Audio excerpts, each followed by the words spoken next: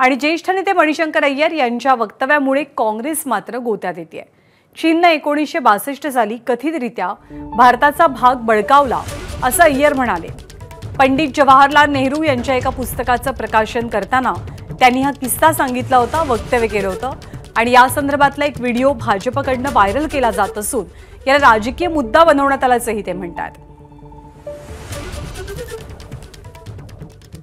In October 1962, the Chinese allegedly invaded India.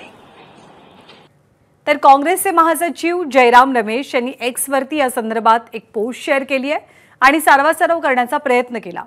Iyer यांचं वय झाल्यामुळे त्यांनी अशी चूक केल्याचं जयराम रमेश म्हणतात। आपल्या वक्तव्यावरती मणिशंकर अय्यर यांनी दिलगिरी व्यक्त केली आहे। त्यांचं वयही लक्षात घेणं गरजेचं आहे। त्यांच्या मूळ वक्तव्याशी काँग्रेसचा अजिबातच संबंध नाही। 1962 मधील चीनचं आक्रमण हे प्रत्यक्षात झालेलं होतं।